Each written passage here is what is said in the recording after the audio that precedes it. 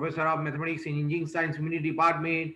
I welcome to you for today fourth lecture on unit number 5 based on the non-discrete probability distribution known as the continuous probability distribution.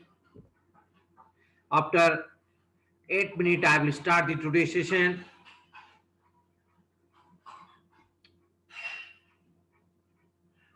How are you, Ganesh?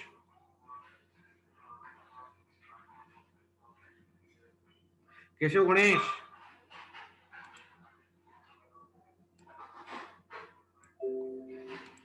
Ganesh कैसे हो? हिमांशु गीत roll number 21.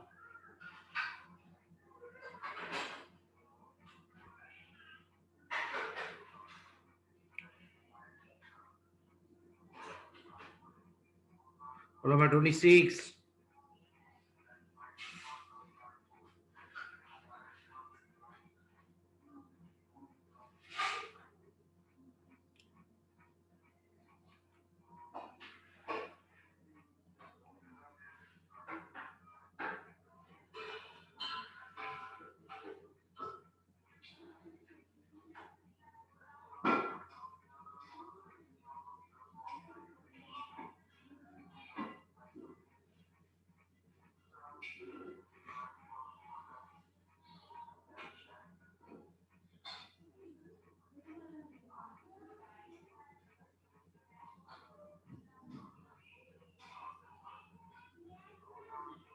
Khadija, how are you?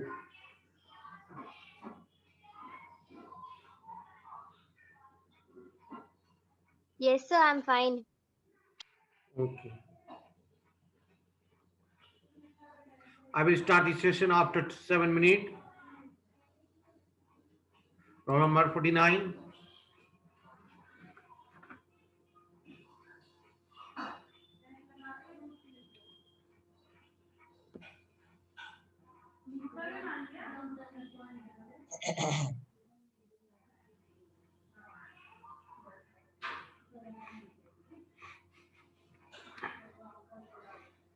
Gaurav, roll number 15.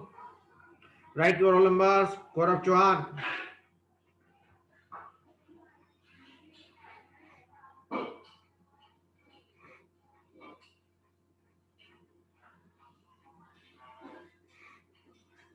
Gaurav, write your roll numbers at the time of joining.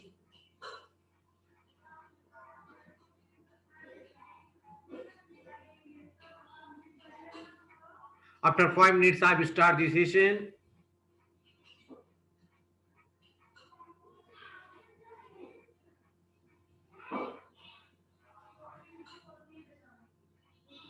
Sachin Pandey.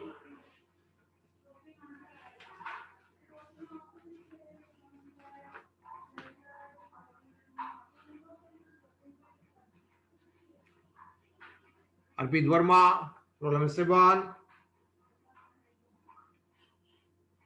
Rama Khan, 33. Makhan Hairwal. Raja Mukati.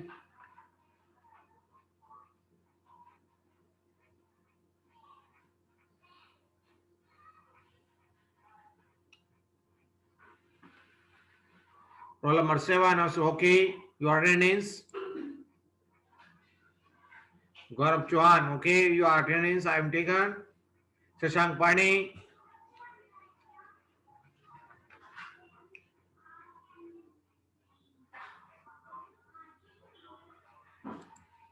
Shivam, roll number 48. Shivam Tiwari is coming.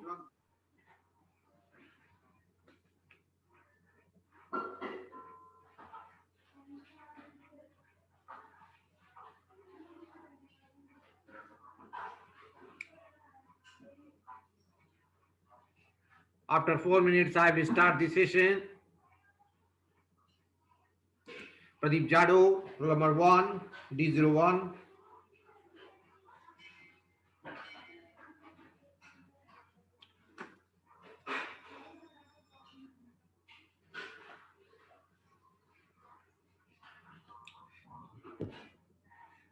Roll number 4,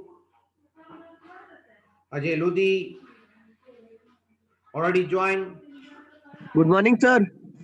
How are you, Ajay?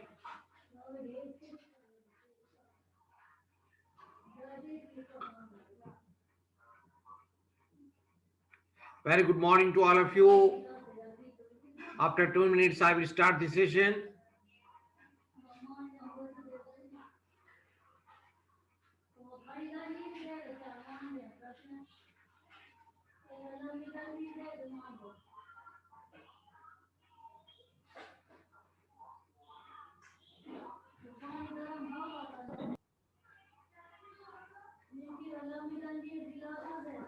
The process of recording lecture started.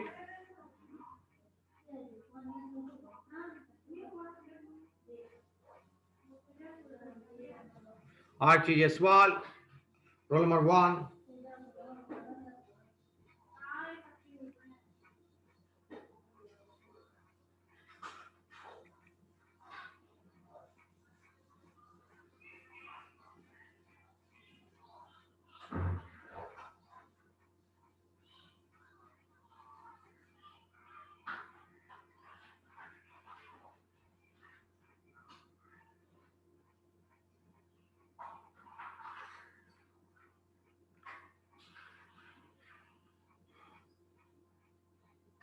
Okay, आप start the session after 1 minute.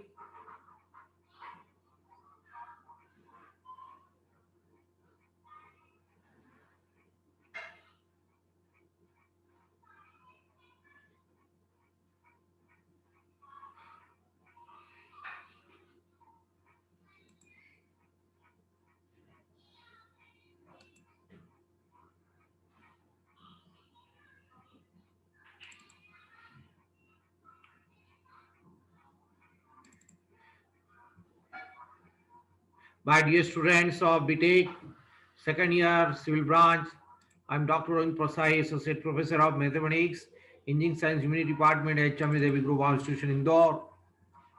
I welcome to you for today our fourth lecture based on the non-discrete probability distribution known as normal probability distribution.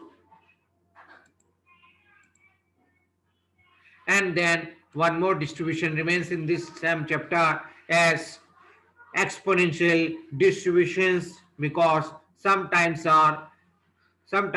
when the data are distributed not normally in exponential forms, so that how can you calculate the probability in that case? Ajay, I do not know the roll number of Ajay Chikar.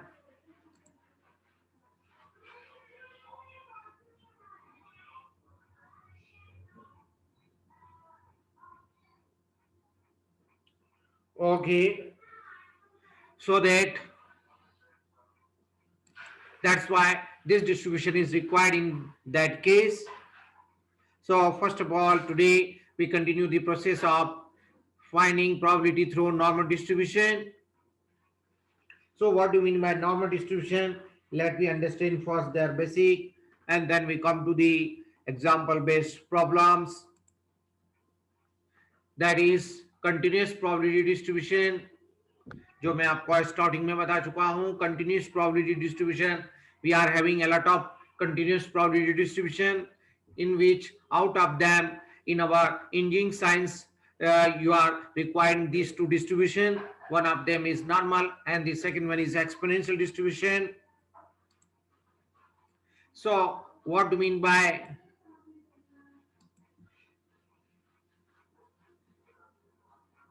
the normal distribution?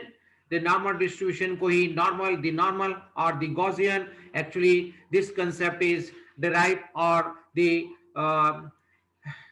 introduced by a very famous scientist Gaussian, so that it is also called as Gaussian distribution.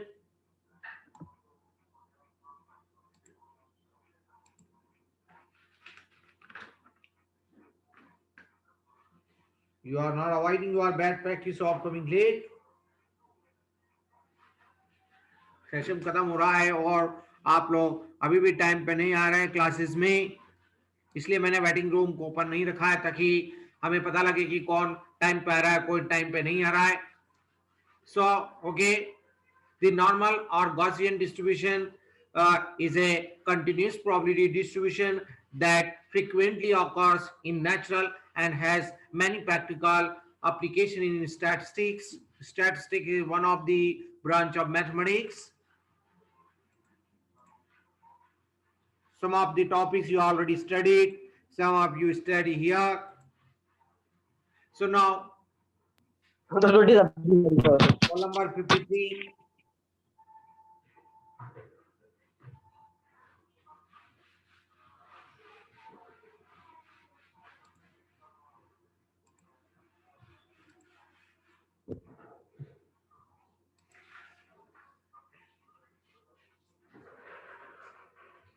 So first of all, we understand what do mean by the characteristic of a normal distribution.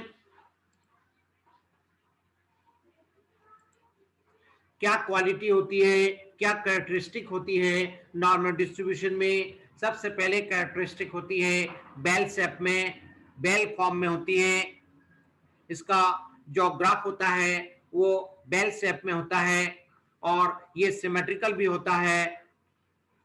Symmetric का मतलब होता है कि curve equally divided about its coordinate axis. Unimodal, mean, median and mode, all are three. These statistical parameters are same, described by two parameters. One of them is mu, जिसके लिए mean, जिसको अपन mean बोलते हैं, उसके लिए हम लोग symbol जो अभी तक हमने प्रीवियस डिस्ट्रीब्यूशन में जो यूज किया था वही सिंबल हम यहाँ पर भी ग्रीक लेटर मीन के लिए यूज करेंगे म्यू, और स्टैंडर्ड डेविएशन के लिए सिग्मा यूज करते हैं. इसका यदि आप स्क्वायर कर देते हैं तो आपको जो स्क्वायर ऑफ स्टैंडर्ड डेविएशन उसी को आप लोग वेरिएंस कहते हैं. तो हमें ये पढ़ना होगा कि किस तरह से इसकी प्रोबेबिलिटी कैलकुलेट होती है इस केस में. तो इसलिए हमें उसका प्रोबेबिलिटी डिस्ट्रीब्यूशन फंक्शन को याद रखना होगा. So this is in general the probability distribution is described by the following formula, जिसको हम लोग, इसमें चूंकि दो पैरामीटर्स इन्वॉल्व है, एक एक्स तो आपका वेरिएबल है म्यू और सिग्मा, तो इसलिए इस फंक्शन को हम लोग इस तरह से डिफाइन करते हैं 1/√2 सिग्मा अलग से है और e की पावर में है -1/2 x माइनस म्यू का होल स्क्वायर अपॉन सिग्मा. ये जो चूंकि आपका जो वेरिएबल है वो नॉन डिस्क्रीट है.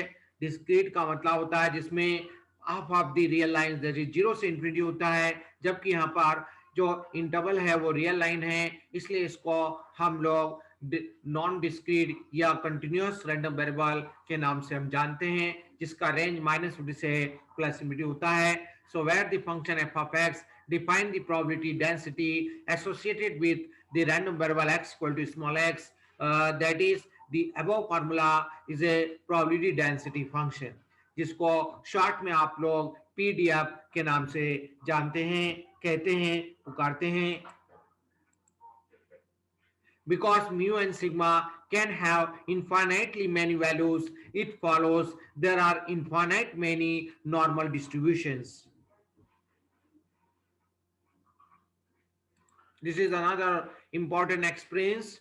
Now let me see for the various values of x. So these values to be like this, the graphical representation. This is the graphical representation of a probability density function as bell shape. आप देख रहे हैं ये एक part हुआ, ये एक normal distribution हुआ. इस पार्ट के लिए, इस पोर्शन के लिए फिर आपके पास ये दूसरा बेल शेप है, ये भी नॉर्मली है. कुछ डाटा यहाँ पर इस तरह से डिस्ट्रीब्यूट हुआ है, कुछ डाटा इस तरह का डिस्ट्रीब्यूट हुआ है, कुछ डाटा भी इसी फॉर्म में डिस्ट्रीब्यूट हुआ है. तो इस तरह से आपके पास यहाँ पर हमारे पास 3 सेट ऑफ नॉर्मल डिस्ट्रीब्यूशन, आपके 4 सेट ऑफ नॉर्मल डिस्ट्रीब्यूशन आपके सामने वैल्यूज के लिए for different values of mu and different value of sigma as variance के लिए आपके सामने ये ग्राफ बता रखा है 1, 2, 3 and 4. Am I right? तो इसलिए this is the standard graph of the standard normal distribution, जिसको अपन कहते हैं। So a standard normal distribution is a normal distribution is scaled to have mu equal to 0 and sigma equal to 1.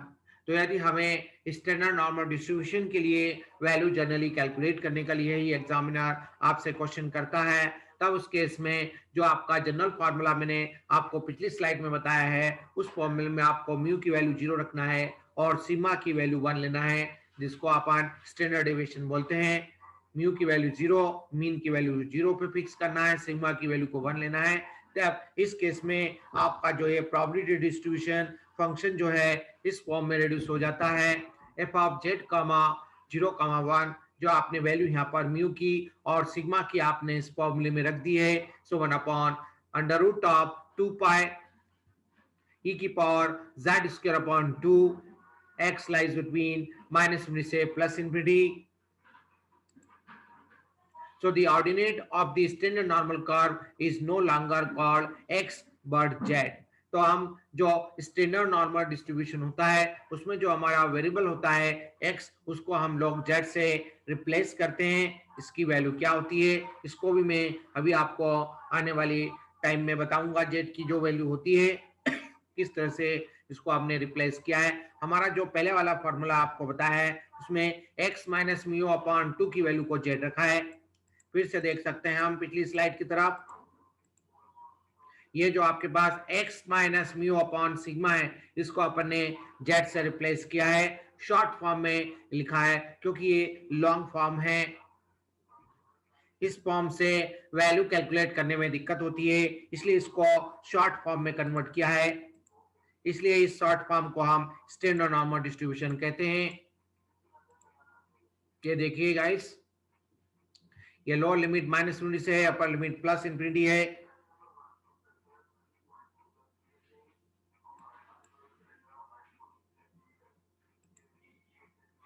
For a normal curve, approximately 68.2%, 95.4%, and minus 99.7% of the observation fall within 1, 2, and 3 standard deviation of the mean, respectively.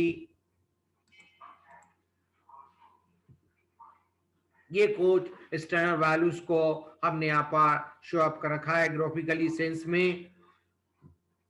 ये पूरा 100% case almostly 100% है, ये थोड़ा सा कम है, ये और उससे कम हो गया है, और इस तरह से जैसे अपन डाउन होते जाएंगे वैसा वैसा ये आपका डाउन होता जाएगा, कम होता जाएगा।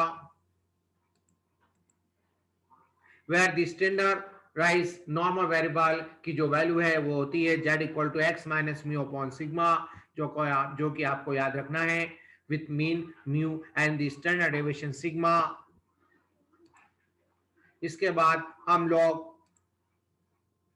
इस तरह से आप ये वैल्यूज को जब अपन देखते हैं तो इसमें जो स्टैंडर्ड नॉर्मल कर्व्स आता है वो इस तरह के सेट का होता है, जिसमें हमारे पास जो टोटल प्रोबेबिलिटी जो होती है। अजय आप कौन से सेक्शन के हो? Ajay yes sir. आप कौन से सेक्शन के हो? सर थर्ड सेम में हो सर।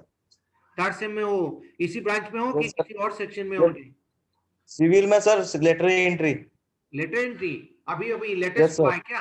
अभी लेटेस्ट हुआ है क्या? यस सर, क्योंकि यस सर, पहले लेटेस्ट हुआ। तो अभी पहले जो मेरे पास लिस्ट आई थी उसमें आपका नाम नहीं था, कोई बात नहीं। नहीं सर, अच्छा अच्छा, आज पहला लेक्चर अटेंड किया सर, फर्स्ट लेक्चर। ठीक है ठीक है बेटा, आप अपना आईडी डिपार्टमेंट से लीजिएगा कि आपका क्या आईडी है कैंपस का, वो मेरे को भी शेयर कीजिएगा, ठीक है, नेक्स्ट क्लास में, ठीक है? ठीक है सर। ओके ओके, ठीक है सर। अभी आपका नाम जो सॉफ्ट कॉपी में अटेंडेंस है, क्योंकि ई कैंपस पे तो आपका नाम अभी होगा नहीं, तो जो सॉफ्ट कॉपी में जो अटेंडेंस भेजता हूँ मैं डिपार्टमेंट को रेगुलर बेसिस पे, उसमें मैं तुम्हारा नाम अभी जस्ट ऐड कर लेता हूँ। वेट करिए। ठीक है अजय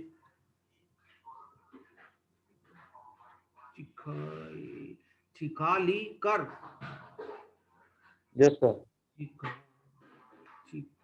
चिखलिया, अच्छा चिखली कर, चिखली कर, की लिखकर राजू नाम है CHI की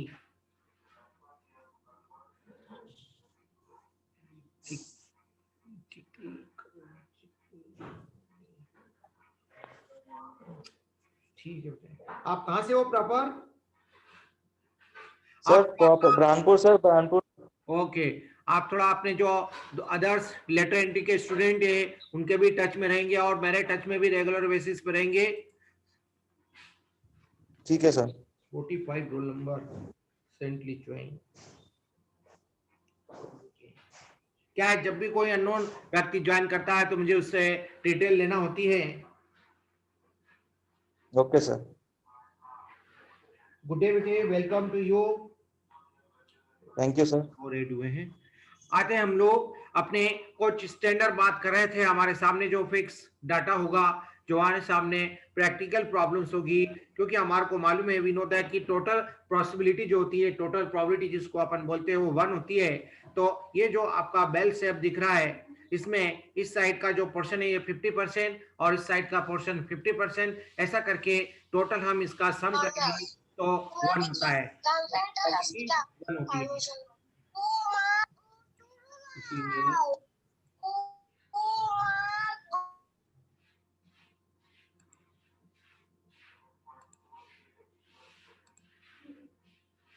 अभी आप इस पर क्वेश्चन करेंगे तो ये बात क्लियर हो जाएगी आपके सामने।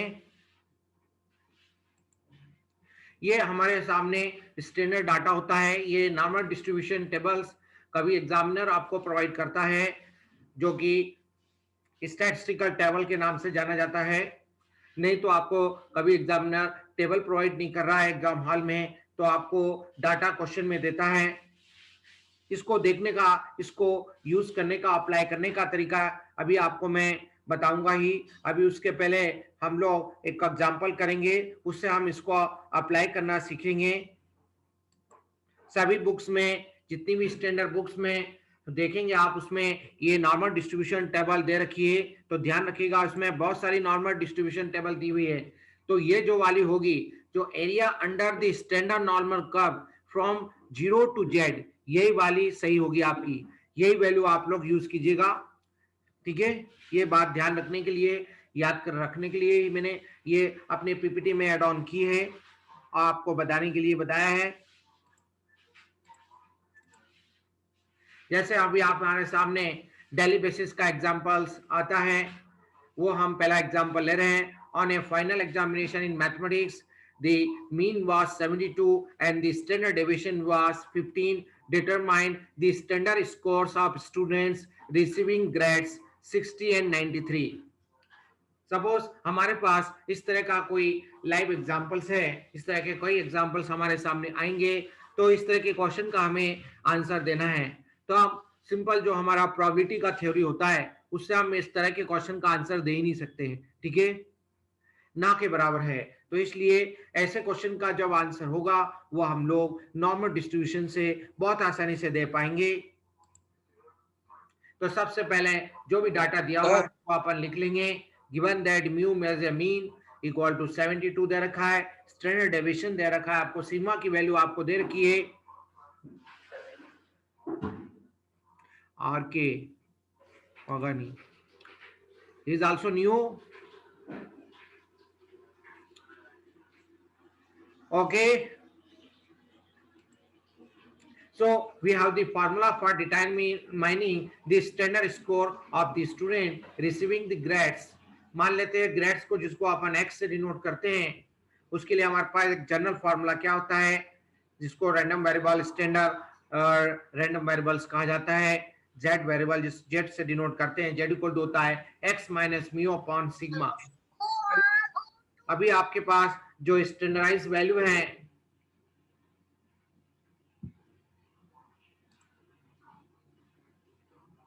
अभी जो आपके पास स्टैंडर्डाइज जो वैल्यू है वो है mu equal to 72 and sigma equal to 15। तो ये आपके लिए एक जनरल वैल्यू हो गई, फॉर्मूला हो गया, जिससे आप लोग वो सारे स्टूडेंट्स की वैल्यू निकाल सकते हैं। We have the formula for determining the standard score of students receiving the grades जो हमारे सामने जो रेंज दे रखी है उस वैल्यू को यहाँ पर यूज करके अपन ये वैल्यू को डिटरमाइन कर सकते हैं, उसका स्टैंडर्ड स्कोर कैलकुलेट कर सकते हैं,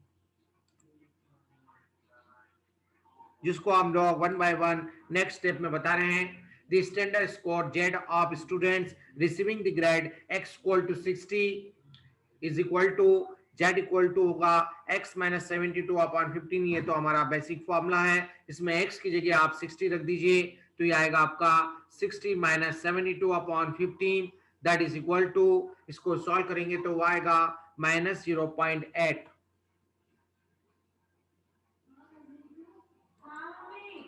फिर इसके बाद हमें standard score z of students receiving the grade x equal to 93 के लिए भी कैलकुलेट करना है, तो वो वैल्यू कैलकुलेट होगी z equal to x minus 72 upon 15। तो आपका बेसिक फॉर्मूला है, इसमें x की जगह आप 93 रख देंगे तो 93 माइनस 72 अपॉन 15 इक्वल टू 1.4। फिर हम आ रहे हैं नेक्स्ट एग्जांपल पर, जिसमें हमें what is the probability that z falls z equal to 1.12 z equal to 2.34।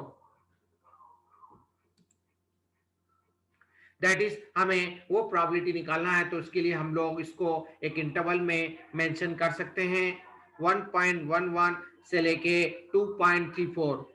यदि हम हमारे स्टैंडर्ड नॉर्मल ग्राफ को देखेंगे तो ये जो वैल्यू है वो आपकी राइट हैंड साइड को लाई करेगी, ठीक है। तो दैट इज द, इसी को हम लोग एरिया के सेंस में बोलते हैं, area from z equal to 2.34 to z equal to 1.11।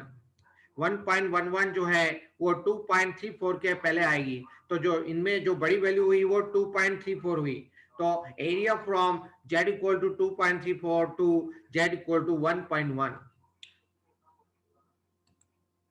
जिसको हम लोग जो भी कैलकुलेट करते हैं वो ओरिजिन के रिस्पेक्ट में हम लोग कैलकुलेशन करते हैं। तो हम पहले area from z equal to 0 to z equal to 2.34, उसमें से हम लोग माइनस कर देंगे area from z equal to 0 to 1.11। हमें चूंकि प्रोबेबिलिटी निकालना मतलब एरिया निकालना है, तो हमें इन दोनों के बीच की निकालना है। तो हमारे पास जो टेबल बनी हुई है, स्टैंडर्ड टेबल बनी है, वो 0 के रिस्पेक्ट में है, ठीक है। तो इसलिए हमें जो भी कैलकुलेशन करना है वो हमें ओरिजिन के रिस्पेक्ट में करना है। तो 0 से लेके 2.34 के एरिया में से हम लोग 0 से 1.1 तक का एरिया घटा देंगे, तो उसके बीच का जो एरिया है, जो इनके बीच का एरिया है वो हमारा आ जाएगा, मींस प्रोबेबिलिटी हमारी कैलकुलेट होगी। अब आप अगली स्टेप आएगी कि कैसे हम नॉर्मल डिस्ट्रीब्यूशन टेबल को देखेंगे। तो 2.34 देखना है हमें। तो जैसे आप लोग लॉगरिथमिक टेबल्स देखते थे स्कूल टाइम में, उसी तरह से यहाँ पर हमें ये नॉर्मल डिस्ट्रीब्यूशन टेबल को देखना है। यहाँ पर लॉगरिथमिक टेबल में आप कॉमन डिफरेंस को जोड़ते थे, यहाँ पर आपको जोड़ना नहीं है, ठीक है। यहाँ पर आपको क्या करना है, 2.3 की रो में जो 4 वाला कॉलम है उसकी वैल्यू आपको उस टेबल से प्रिडिक्ट करना है। तो अभी हम पीछे जाना पड़ेगा, हमें टेबल आपको वापस दिखाना होगी। कितना था हमारा 2.4, ये रहा बेटे 2.4, किधर है, इस पेज में नहीं है, ये रहा 2.4। 2.4 में हमें 4 वाला कॉलम देखना है, तो ये कौन सा कॉलम है, 0 है, 1 है, 2 है, 3 है, 4। 2.3 था। 2.3 था, तो 2.3 में 4 देखना है, तो आपका ये रहा 2.3 की रो में आपको 4 देखना है, तो ये 0 है, 1 है, 2 है, 3 है, 4 है, तो उसकी वैल्यू कितनी है, 0.4904। एम आई राइट? यदि आपके पास होता, मैं एक जनरल बता रहा हूं, 3.0.8, तो इसको कैसे डेट करेंगे, पहले 2 डिजिट होंगे, जो डेसिमल के पास का जो डिजिट होगा वो आपका ये वैल्यू कॉलम से लिया जाएगी, ठीक है। और जो सेकंड डिजिट होगा वो वाला कॉलम वहां से, वो वैल्यू जो कॉरस्पॉन्डिंग इसके रो की होगी वो हमारा पर्टिकुलर आंसर होगा। अभी हम दूसरा भी करेंगे, उसमें तो एक और वैल्यू प्रिडिक्ट करके आपको बताएंगे। ये देखिए 0.4904, 2.3 के रो में हमें 4 देखना है, 4th कॉलम देखना है। अब हमारा अगला है 1.11, इसका मतलब इसको कैसे देखेंगे, 1.1 की रो में 1 वाले कॉलम की जो वैल्यू होगी, जो एंट्री होगी, वो हमारा यहाँ पर आंसर होगा। वो जो वैल्यू है वो 0.3665 है। तो अभी हम पीछे जाके फिर से टेबल को हम आपको दिखा देते हैं और इस बात को क्रॉस चेक करा देते हैं आपके सामने। तो सभी लोग ध्यान दीजिए, 1.1 की रो में 1 देखना है। यदि होता 0.11 तो अपन को 0.1 के उसमें देखेंगे 1। ठीक है, तो आ रहे हैं हम बैक साइड में, फिर से टेबल को खोल रहे हैं। 1.11 है, ध्यान रखना। कहाँ है 1.1, ये रहा 1.1, इसमें 1 देखना है, ये रहा 1, ये रहा 1 का कॉलम। ठीक है, इस तरह से हम लोग जो वैल्यू है वो प्रोबेबिलिटी हम लोग कैलकुलेट करते हैं। टाइम को अपडेट कर दिया है हमने। 1.1 की रो में 1 वाला जो कॉलम है उसके केस में आपके पास जो वैल्यू है वो 0.3665 है। ये हमने वहां पर लिखी है, ये एरिया शो करता है।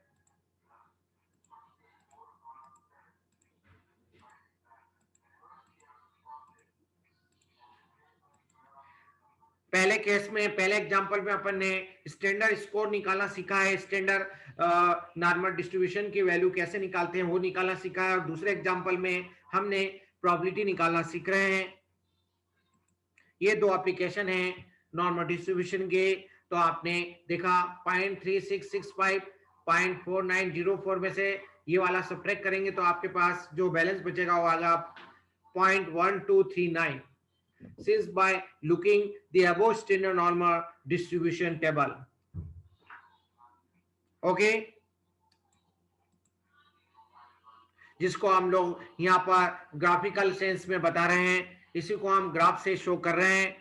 ये वाला पोर्शन है जिसमें आपके पास ये वैल्यू दे रखी है, ये दूसरी वैल्यू है जिसमें आपके पास 0.367 है। शेडेड रीजन आपको ये बता रहा है और हमें इन दोनों के बीच की वैल्यू निकालना थी। अब हम इसके बाद नेक्स्ट एग्जांपल ले रहे हैं। In a sample of 1000 causes the mean of a certain test is 14 and the standard deviation is 2.5, assuming that the distribution to be normal.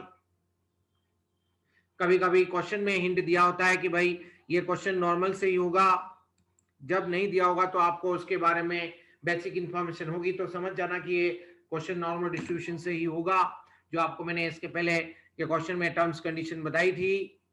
सो इसमें आपसे क्वेश्चन एग्जामिनर कर रहा है, how many student score between 12 to 15, how many students score between above 18, how many students score below 8, how many students score between 15.5 and 16.6। इस तरह से आप और क्वेश्चन बना सकते हैं इसी क्वेश्चन में। You can design number of examples. Once we understand one problems, then you can design how can the next examples, more examples. Okay guys, आ रहे हैं हम लोग क्वेश्चन को सॉल्व करना बता रहे हैं।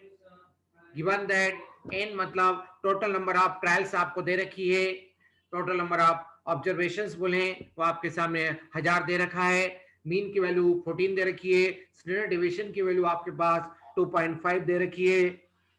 हम सबसे पहले जो भी हमें स्टूडेंट की संख्या हमें निकालना है जिनका स्कोर 12 और 15 के बीच में हुआ है, तो सबसे पहले अपन 12 को के रिस्पेक्ट में वैल्यू निकालेंगे रैंडम वेरिएबल्स की, फिर 15 के केस में रैंडम वेरिएबल्स निकालेंगे।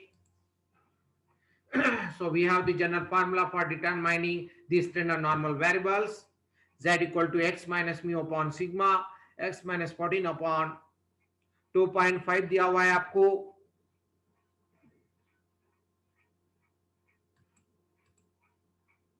पहले केस में हमें बात करना है तो इसलिए हमारे लिए लोअर लिमिट है x की वैल्यू 12 है, अपर लिमिट x की वैल्यू 15 है। आप पहले अपर लिमिट भी ले सकते हो, बाद में लोअर लिमिट ले सकते हो, कोई इशू नहीं। ध्यान रखिएगा, ध्यान से करिएगा।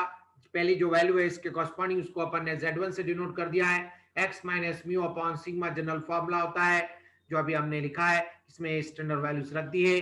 तो इसकी वैल्यू आ रही है -0.8 और इसके कॉरस्पॉन्डिंग हमारे पास जो वैल्यू आ रही है वो 0.4 आ रही है।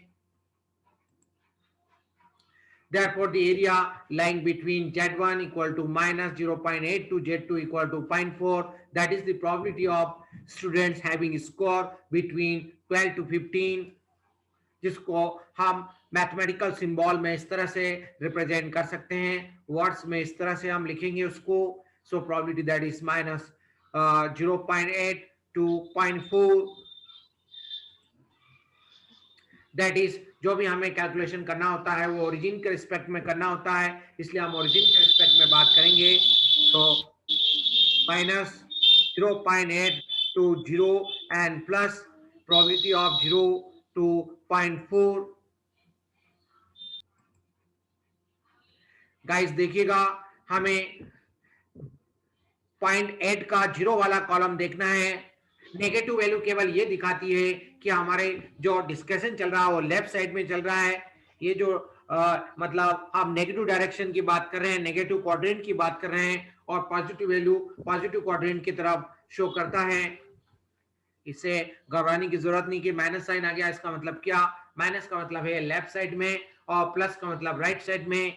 तो आप देख रहे हैं 0.8 वाला 0 का कॉलम देखेंगे, क्योंकि इसके बाद का डिजिट, इसमें डेसिमल के बाद के 2 डिजिट का ही इंपॉर्टेंस है, ये ध्यान रखिएगा। नॉर्मल डिस्ट्रीब्यूशन टेबल को देखते समय, वैल्यू को प्रिडिक्ट करते समय, यदि इससे ज्यादा डिजिट दिए हैं तो उसको इग्नोर कर देंगे। केवल डेसिमल के बाद के 2 ही डिजिट का इंपॉर्टेंस है और डेसिमल के पहले वाला, ठीक है। तो आपके पास 0.8 वाला देखेंगे तो 0.8 का 0 कॉलम में जो एंट्री है वो 0.2281 है, और आपको 0.4 के 0 कॉलम में देखेंगे, आप टेबल को देखेंगे तो वो वैल्यू जो है 0 कॉलम की वो है 0.154 है। सो दोनों का प्लस करेंगे तो आपके पास जो वैल्यू मिलेगी वो 0.4435 मिलेगी। Since by looking the standard normal distribution tables, hence the required number of students score between 12 to 15। Total हमारे पास 1200 स्टूडेंट, 1000 स्टूडेंट है, एक की प्रोबेबिलिटी इतनी है, तो 1000 की कितनी होगी? स्कोर करने वाले ऐसे कितने बच्चे होंगे जिनका स्कोर 12 से 15 के बीच में है? इसको निकालने के लिए बहुत सिंपल चूकी लगेगी, सिंपल कैलकुलेशन लगेगा। 1000 से इसको मल्टीप्लाई कर देंगे आप सभी लोग, तो 1000 इंटू 0.4435, तो ये आपके पास जो वैल्यू आएगी वो 443.5, दैट इज, जिसको अपन राउंड ऑफ करके आप बोल सकते हैं कितने होंगे? 444। इतने नंबर आप स्टूडेंट होंगे, 444 स्टूडेंट होंगे जिनका स्कोर जो है 12 से 15 के बीच में होगा। इसी तरह से हम दूसरे क्वेश्चंस का कैलकुलेशन ये समझ नहीं आया। हाँ बोलिए श्रेयांश। सर ये वाला समझ नहीं आया कि 1000 से मल्टीप्लाई क्यों करा? देखिए बेटे, हमें क्या निकालना है? ऐसे टोटल नंबर ऑफ स्टूडेंट की संख्या निकालना है, ठीक है। तो हमने इन दोनों जो रेंज आपको दे रखी थी 1200 से 12 और 15 स्कोर करने वाले स्टूडेंट की प्रोबेबिलिटी, ऐसे कितने स्टूडेंट होंगे, प्रोबेबिलिटी मतलब ऐसे स्टूडेंट की कितनी संभावना होगी, तो वो पहले हमने एक फिगर निकाला और फिर उसको 1000 से मल्टीप्लाई किया, क्योंकि टोटल नंबर ऑफ स्टूडेंट कितने हैं आपके पास, टोटल नंबर ऑफ केसेस कितने हैं आपके पास इन ए सैंपल ऑफ 1000 केसेस, 1000। इसलिए ऐसा किया है। ठीक है सर।